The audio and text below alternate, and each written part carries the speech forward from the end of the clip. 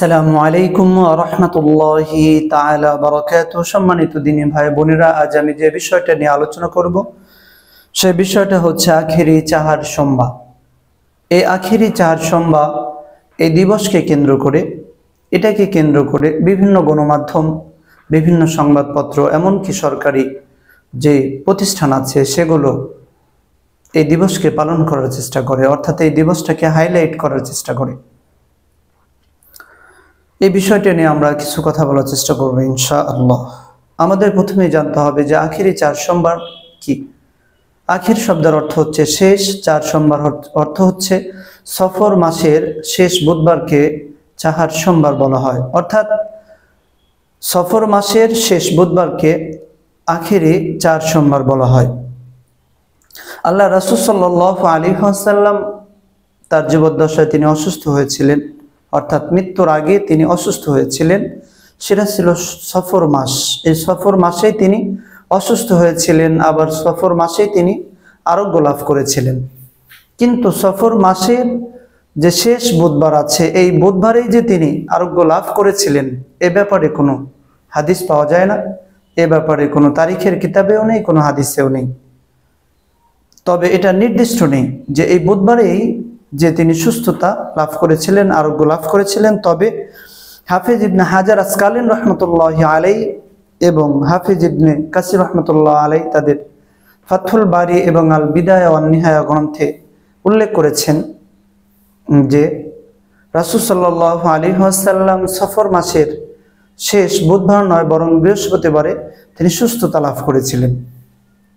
এই জন্য আল্লাহ রাসূল সাল্লাল্লাহু আলাইহি ওয়াসাল্লাম যে অসুস্থ হয়েছিলেন, এটা ঠিক যে সফর মাসে মৃত্যুর আগে রাসূল সাল্লাল্লাহু আলাইহি ওয়াসাল্লাম অসুস্থ হয়েছিলেন, এ ব্যাপারে কোনো ডাউট নেই, কোনো সন্দেহ নেই। কিন্তু রাসূল যে আবার সফর মাসেই সুস্থতা লাভ করেছিলেন, সেই সুস্থতাটা যে বুধবার নির্দিষ্ট করে নেয়া, এ ব্যাপারে রাইট কোনো হাদিস নেই, সঠিক কোনো বার্তা নেই। কেউ কেউ বলেছেন বৃহস্পতিবার, কেউ বলেছেন বুধবার।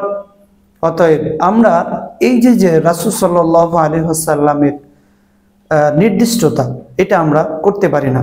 রাসূল যেদিনই সুস্থতা লাভ করেন না কেন, আল্লাহ তাআলা তাকে সুস্থ দিয়েছিলেন। এখন আমরা এই যে রাসূল সাল্লাল্লাহু আলাইহি ওয়াসাল্লাম যে সুস্থ হয়েছিলেন, এটাকে কেন্দ্র করে আমরা অনেকে বিভিন্ন ধরনের ইবাদত বন্দেগী করে থাকি। যে রাসূল সাল্লাল্লাহু আলাইহি ওয়াসাল্লাম কিছুদিন কষ্ট করার পর, অর্থাৎ কিছুদিন অসুস্থ থাকার পর তিনি সুস্থ হয়েছিলেন। এই জন্য এখনকার উম্মত যারা আছে, তারা বিভিন্ন ধরনের কি করে আয়োজন করে থাকে, বিভিন্ন ধরনের ইবাদত করে থাকে, যেটা সাহাবীদের যুগে ছিল না, রাসূলের যুগেও ছিল না, সাহাবী যারা ছিলেন তাদের মাঝেও ছিল না। আমাদের মাঝে তথাকথিত কিছু আশিক আছে, যারা রাসূলকে প্রতিভক্ত করতে গিয়ে রাসূল সাল্লাল্লাহু আলাইহি ওয়াসাল্লামের যে আদেশ আছে, যে যেটা আমি করিনি, আমার সাহাবীরা করে নাই, সেটা যদি তোমরা করো তাহলে কিন্তু সেটা বেদাতে পরিণত হবে। এই যে রাসূল সাল্লাল্লাহু আলাইহি ওয়াসাল্লাম করেননি, কিন্তু সাহাবারাও করেননি, অথচ আমাদের তথাকথিত কিছু শায়েখ আছে যারা এটাকে হাইলাইট করে একটা দিবসে পরিণত করে ফেলেছে। এখন আমাদের করণীয় কি? দেখেন, রাসূল সাল্লাল্লাহু আলাইহি ওয়াসাল্লামের জীবনে দুঃখের কোনো শেষ ছিল না। রাসূল সাল্লাল্লাহু আলাইহি ওয়াসাল্লামের জন্মের আগেই তার বাবা মারা গেছেন, কিছুদিন পরে, জন্মের কিছুদিন পরে মা মারা গেলেন, এরপরে দাদা মারা গেলেন, এরপরে চাচা মারা গেলেন, এরপরে খাদিজাতুল কুবরা রাদিয়াল্লাহু তাআলা আনহা ইন্তিকাল করলেন। রাসূল তায়েফ গেলেন, রক্তাক্ত হলেন। রাসূলকে মক্কা থেকে বিতরণ করে দেওয়া হয়েছে। রাসূল মদিনায় গেলেন, সেখানে ইসলামিক রাষ্ট্র প্রতিষ্ঠার পরে বদর যুদ্ধ করেছেন, উহুদের যুদ্ধে তার দান্দান মোবারক শহীদ করে দিয়েছেন। অথচ রাসূল সাল্লাল্লাহু আলাইহি ওয়াসাল্লামের জীবনে কষ্টের কোনো সীমা ছিল না। অথচ ওই দিনগুলোকে আমরা হাইলাইট না করে রাসূল সাল্লাল্লাহু আলাইহি ওয়াসাল্লাম রাসূল সাল্লাল্লাহু আলাইহি ওয়াসাল্লাম অসুস্থ হয়েছিলেন, শুধু সেটাকে কেন্দ্র করে আমরা একটা নতুন বিদআত তৈরি করতেছি, যেটা সাহাবীরা করে নাই, তাবেঈ যারা ছিল তারাও করে নাই।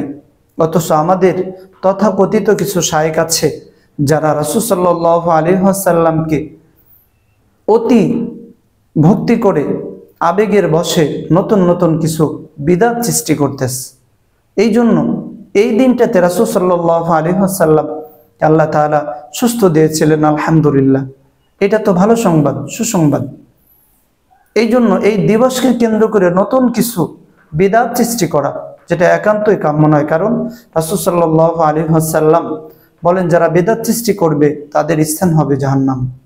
অতএব আখিরি 4 সোমবার যে রাসূল সাল্লাল্লাহু আলাইহি ওয়াসাল্লাম সফর মাসে তিনি অসুস্থ হয়েছিলেন, এই মাসে আল্লাহ তাআলা তাকে আবার সুস্থতা দিয়েছিলেন। কিছুদিন পরে আল্লাহ রাসূল সাল্লাল্লাহু আলাইহি ওয়াসাল্লাম দুনিয়া থেকে চলে গেছেন, দুনিয়া থেকে বিদায় নিয়েছেন। এই জন্য এই দিনটাকে যেন আমরা নতুন কোনো বিদআতে পরিণত না করি, এটা আল্লাহ রাসূল সাল্লাল্লাহু আলাইহি ওয়াসাল্লাম আমাদেরকে সতর্ক করে গেছেন। এই জন্য সকলের প্রতি আমার উদাত্ত আহ্বান হচ্ছে, রাসূল সাল্লাল্লাহু আলাইহি ওয়াসাল্লামকে এই অসুস্থকে কেন্দ্র করে কেউ যদি বিদআত সৃষ্টি করতে না পারে আমাদেরকে সতর্ক থাকতে হবে। আল্লাহ তাআলা যেন আমাদেরকে এর উপর আমল করার তৌফিক দান করেন।